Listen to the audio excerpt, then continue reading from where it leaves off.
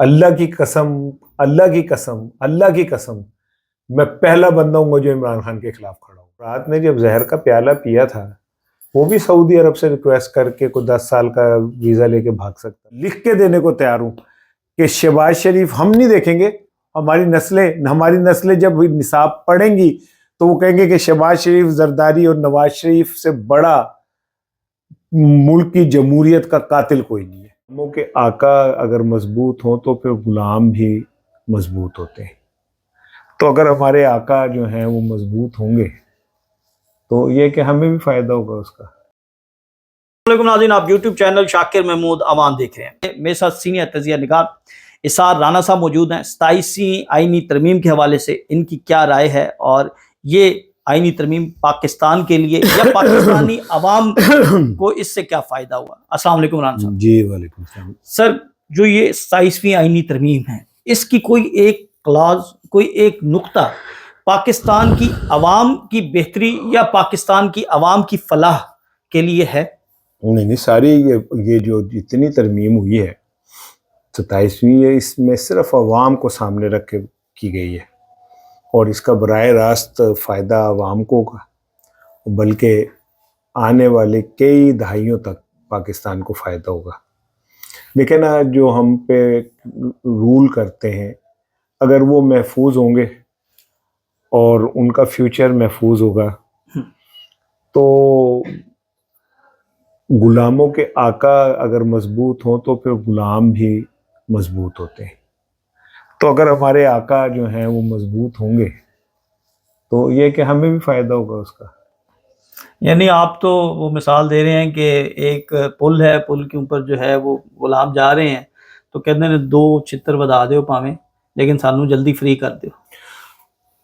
ایک میری شاکر بات یاد رکھنا، 27ویں ترمیم ایک ایسی سیاسی قبر ہے جس میں سب سے پہلے پیپلز پارٹی اور پھر اس کے بعد نواز شریف دفن ہو گئے۔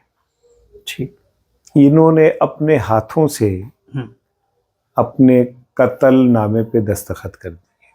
اچھا، اور یہ اتنے کمزور اور بزدل لوگ ہیں کہ انہیں اپنی آنکھوں کے سامنے اپنی موت نظر آ رہی ہے لیکن یہ ریزسٹ نہیں کر سکتے۔ کیسے انہوں نے اپنے ہاتھوں سے قتل لکھ دیا؟ اس آئینی ترمیم میں تو یہ لامحدود اختیارات بھی لے رہے ہیں، اس آئینی ترمیم میں عدلیہ کو بھی بالکل صفر کر دیا، اس آئینی ترمیم میں یہ اپنی تاحیات، یعنی صدر زرداری صاحب جو ہیں وہ تاحیات کسی بھی فوجداری کسی بھی مقدمے میں جو ہے وہ نامزد نہیں ہو سکتے یا ان کے خلاف کوئی کارروائی نہیں ہو سکتی۔ تو آپ کیسے کہہ رہے ہیں کہ انہوں نے اپنے قتل، یہ تو اپنے آپ کو محفوظ کر رہے ہیں۔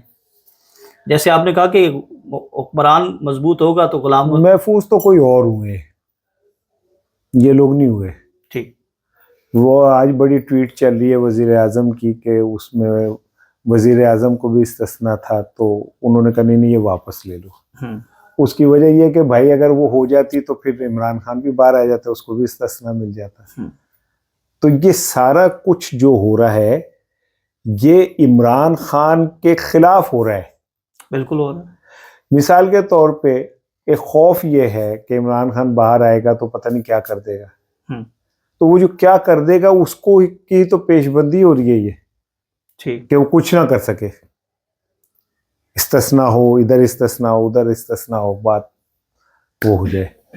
نہیں، یہ تو کام مشرف نے بھی کیا تھا، وہ بھی اپنے خود کو سیو کرتے رہے لیکن بعد میں ان کا کیا انجام ہوا؟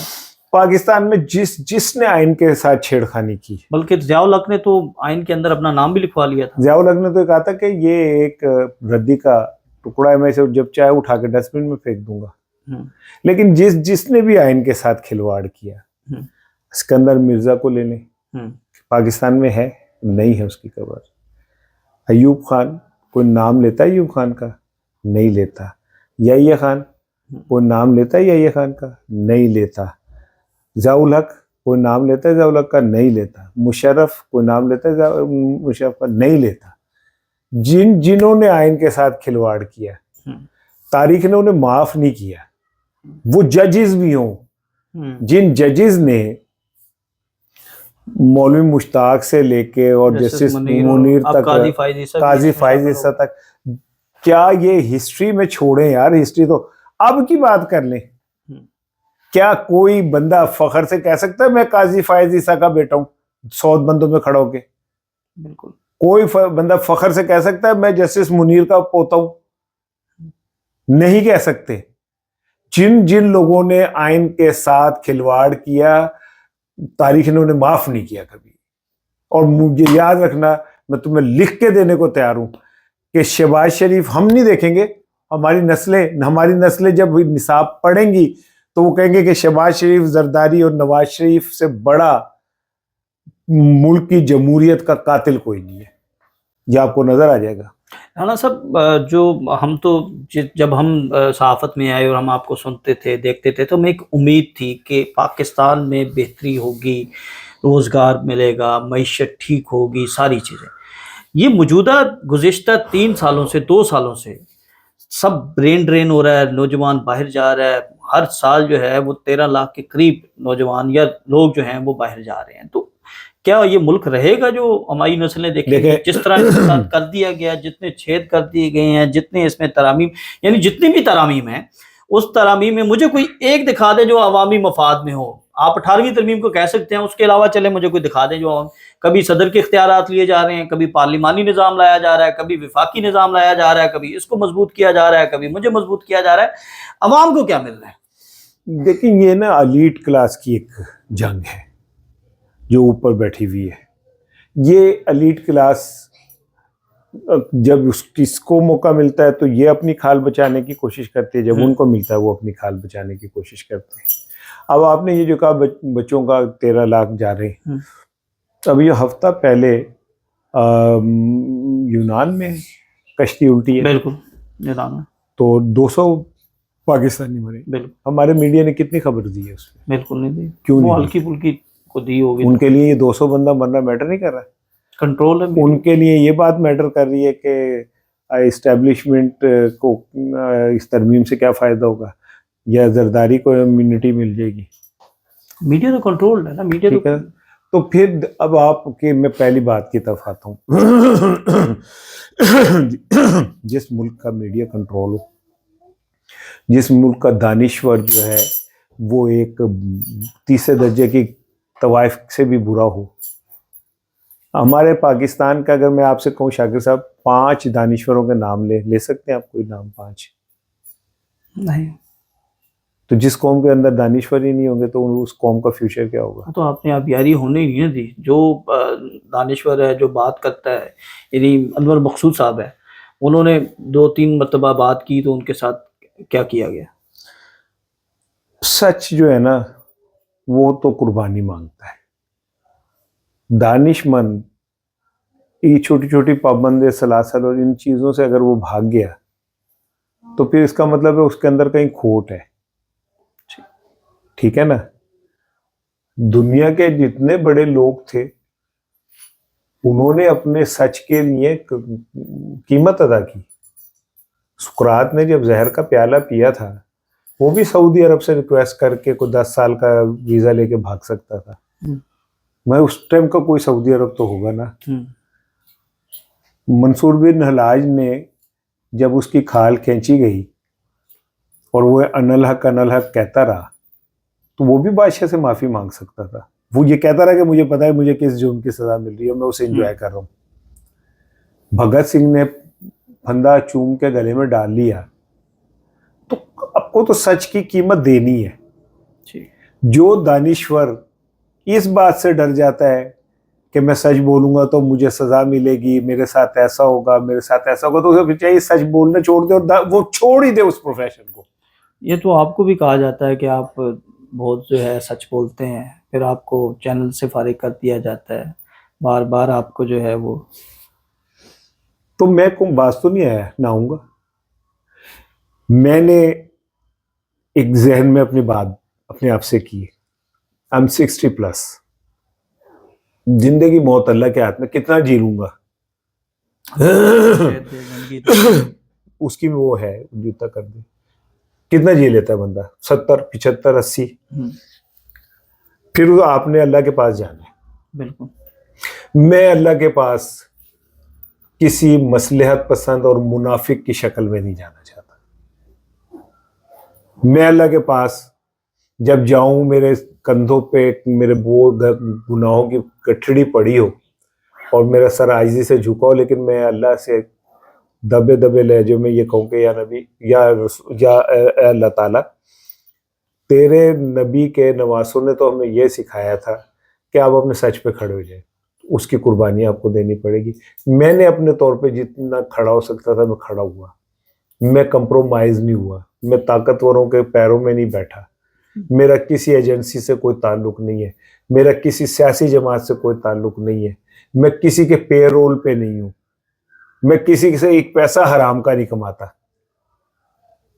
तो मैं तो सोच के तय करके बैठा हूं कि मैंने सच बोलना है, जो मेरा ज़मीर कहेगा मैं बोलूंगा, उसकी कोई भी कीमत है, क्या कर सकता हूं मैं। आज इमरान खान जो है वो मज़ाहमत की अलामत बने हुए हैं, इमरान खान डटे हुए हैं, इमरान खान के पर माजी पर यही उनके ऊपर भी इल्ज़ामात आते थे, यही इतराज़ होता था कि वो ताकतवर की गोद में बैठे हुए हैं, एस्टेब्लिशमेंट की गोद में बैठे हुए हैं। कल को इमरान खान जो हैं वो दोबारा आ जाते हैं तो वो दोबारा वही पुराने वाले इमरान खान होते हैं, तो इशारा ना कहाँ पर होंगे फिर? इमरान खान के खिलाफ होगा।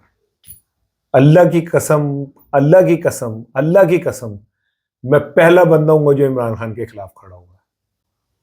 मैंने 3 दफा कसम खा के कहा है, मैं पहला आदमी हूँ जो इमरान खान के खिलाफ खड़ा होगा। इमरान खान से ना मैंने कोई लेना है कुछ, ना मैं ये सच इसलिए बोलता हूँ कि मुझे इसके कोई नाम मिले, अल्लाह दे नाम मुझे बस, ठीक है ना। मैं इमरान खान के खिलाफ खड़ा हूँगा सबसे पहले, लेकिन इमरान खान इस बार एक डिफरेंट आदमी होगा।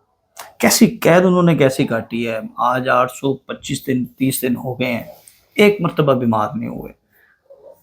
मैं समझता हूँ आपकी एज, उनकी एज आपसे ज्यादा है। तो हाँ, मैं ये समझता हूँ इमरान खान ने अपने आप को अगली कई सदियों के लिए जिंदा कर लिया है। अब उसे कई सदियां नहीं मार सकते आप, कुछ कर लें आप, इमरान खान नहीं मरता, अमर हो गया। यहाँ पे एक नस्ल मैं हूं, एक नस्ल आप है, एक नस्ल ये है, एक नस्ल ये है। बिल्कुल, इन चारों का हीरो इमरान खान है। अब कैसे खत्म कर सकते हो उसे? 4 नस्लों का हीरो है इमरान खान। भुट्टो एक नस्ल का हीरो था, भुट्टो मेरी नस्ल का हीरो था। मैंने अपने बच्चों को बताया था कि भुट्टो ऐसा था, तो उनके दिल में भुट्टो के लिए मोहब्बत अभी तक है। मेरे बच्चों के दिलों में भुट्टो के लिए बहुत मोहब्बत है, बिकॉज मैंने उन्हें बताया कि भुट्टो कितना अजीम था। तो नवाज शरीफ की मोहब्बत नहीं बताई आपने? जब हम लोगों को रोशनी का बता रहे होते हैं ना, तो अंधेरे का उन्हें खुद ही पता होता है। अच्छा, ठीक है ना, उसके बताने की जरूरत नहीं होती। मेरे बच्चे सारे ही नजरियाती हैं। मुझे इस बात का बड़ा फख्र है कि मेरे बच्चे नजरियाती हैं। उनकी एक नजरियाती एक अप्रोच है, हुई उनको अप्रोच है उनकी। हाँ, ये नहीं है कि हमारे बच्चों से आप कहें कि जी अगर ये बात पॉलिटिकल यू, तो वो they are aware according to their age group, उसके मुताबिक वो अवेयर है। ठीक है, हमारा अलमिया ये कि हम अपने बच्चों को सियासत से दूर रखने की कोशिश करते हैं। सियासत से मुल्क चलना है, जमहूरियत से मुल्क चलना है, तो हमारी नस्ल को पता होना चाहिए जमहूरियत किस चीज का नाम है। हाँ, सब आप अंधेरे और रोशनी की बात कर रहे हैं। ये जो आईनी तरमीम आई हैं, इमरान खान 3 साल रहे, उन्होंने कोई तरमीम नहीं की, उन्होंने कोई कानून में जो है वो इजाफा या उसमें से कोई चीज़ नहीं निकाली। अब ये तरमीम आ चुकी हैं, तो अब नज़र ऐसे आ रहा है कि जैसे आगे अंधेरा है, तो इस अंधेरे के अंदर कोई उम्मीद की किरण नज़र नहीं आ रही, कोई रोशनी नज़र नहीं आ रही। कैसे इमरान खान अगर जो है वो तो बाहर निकलते नज़र नहीं आ रहे। अब तो ऐसे लग रहा है जैसे वो अगले 10 साल 20 साल मजीद पाबंद सलासत रहेंगे। एक तो अल्लाह ताला कुरान पाक में कहता है कि हर मुश्किल के बाद आसानी है। बिल्कुल, हमें बददिल नहीं होना चाहिए। बिल्कुल। दूसरा मैंने ये देखा है कि जब ताकत हद से ज्यादा बढ़ जाती है ना, फिर फितरत एक्टिव हो जाती है। ठीक, आप हिस्ट्री उठा लें ताकतवरों की, तो आप समझते हैं ताकत हद से आगे बढ़ चुकी है? हद से बहुत आगे बढ़ गई। اس سے زیادہ اب کیا اور کر سکتے ہیں آپ اپنی پروٹیکشن کے لیے؟ کر لیا. What next? کیا کریں گے؟ What next? تو 28ویں ترمیم آ رہی ہے. تو آ جائے، پھر 29ویں آ جائے، اس سے کیا فرق پڑ جائے گا؟ کرتے رہے بھائی. ہم نے بڑے بڑے حکمرانوں کو دیکھا جن کا ایسا لگتا تھا کہ یہ اب شاید ان کو تو اب کوئی ہلا بھی نہیں سکتا، اور اگلے چند لمحوں بعد ہم کہتے تھے یار وہ تھا. چند لمحوں میں ایسے ہو جاتا ہے. اللہ کا اصول اپنا ہے، اس کو کوئی نہیں بدل سکتا. اسحار رانا صاحب ناظرین ہمارے ساتھ موجود تھے اور 27ویں آئینی ترمیم پر ان کی رائے ہم نے لی. آپ کو یہ ویڈیو کیسی لگی ہمیں اپنی رائے سے ضرور آگاہ کیجیے گا. ہمیں اجازت دیں. اللہ حافظ.